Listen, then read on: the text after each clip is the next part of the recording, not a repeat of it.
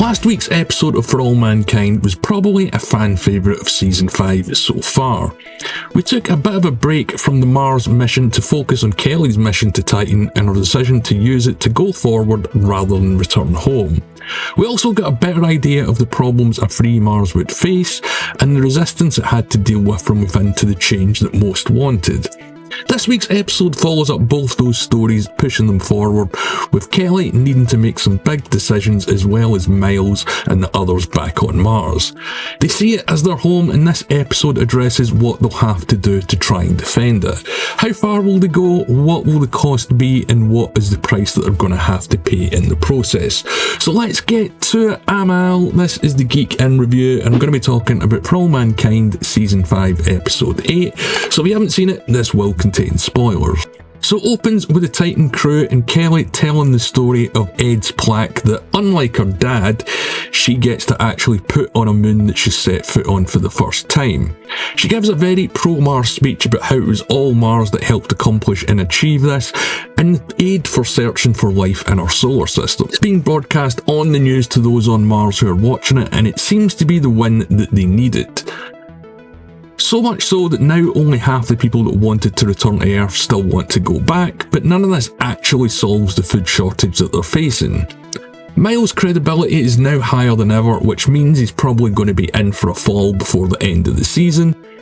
And Irina and the governor try and pitch their idea of replacing the Russian PM for a new one who's going to be more Mars-friendly and support independence. Irina knows that they're going to have to ask for Earth's assistance at some point, and doing that therefore means that most of the rioters or the insurgents or just the freedom fighters, whatever you want to call them, are going to end up in jail.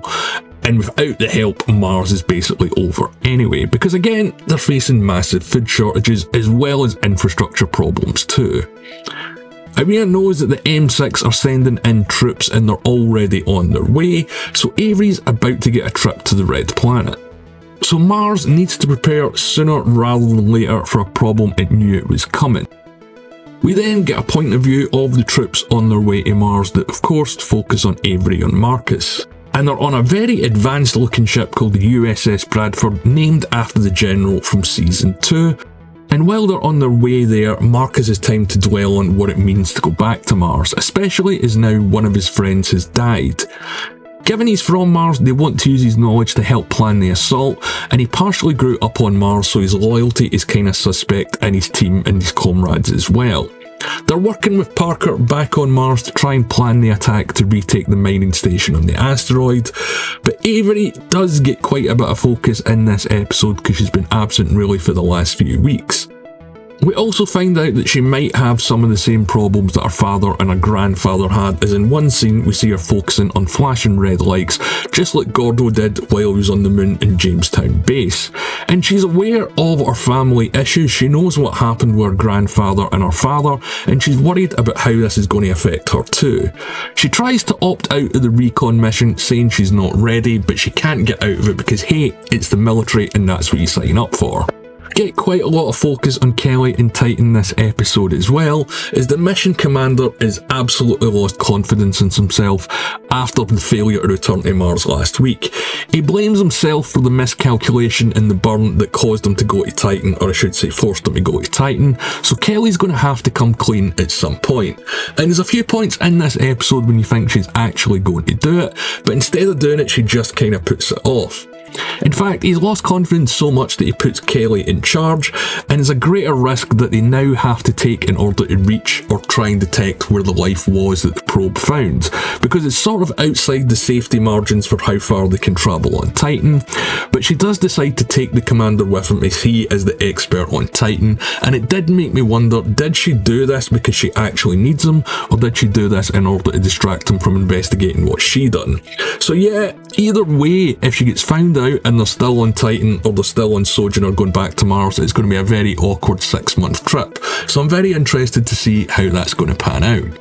Back on Mars, Boyd is creating a new security force, the sort of security force she wants, not one that's going to be operating in the shadows, taking bribes and up to all sorts of dirty tricks. Alex is on the team, but he's signed up as a medic and not a soldier, but I think he's probably going to have to change roles once the troops arrive, because you know that this is kind of coming. Lily is watching a film by Gulzoria, her friend who died last week during the dome collapse, and you can see how this could be sold as a PR offensive, as it does seem to be about the worker rights and the worker conditions on Mars. And they do see an Earth broadcast where they're calling their friend that died an insurgent, so that seems that a pretty general term that the people on Earth, or at least the news on Earth, are pushing to describe those on Mars that want their freedom. But yeah, I definitely think that this film is going to be used as some sort of PR for Mars later on in the final 2 episodes, but let me know what you think in the comments below. Alex wants Lily to return to Earth, and being a teen and not involved in any of this, she can't really be charged with anything, so isn't going to be facing any jail time. But of course, she wants to stay on Mars with Alex and her family. So they're on the lookout for the trip carrier that's arriving, and Aleida doesn't necessarily believe that Irina was telling the truth, as they can't find anything on an initial search. And given the Titan mission is ongoing, Aleida is now one of the people that wants to stay on Mars until it's completed. They do manage to locate the Bradford on its way there, and they've got about 3 days, so this episode is a literal ticking clock.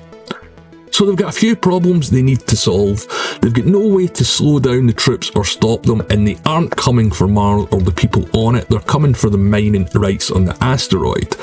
So it's a full military ship versus whatever Miles and the council can come up with in under a week. Lee does come up with an idea that effectively would stop them from taking the asteroid, and that's destroying the docking platform on Goldilocks.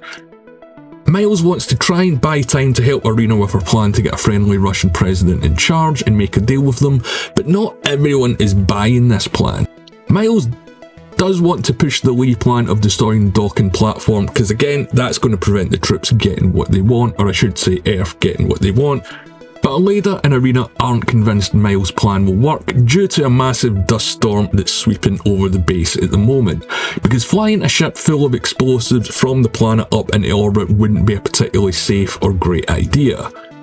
Boyd does put herself forward to fly the mission along with the governor, and remember, he was an ex-cosmonaut before he was a politician, but even with 2 experienced pilots it is quite a risk.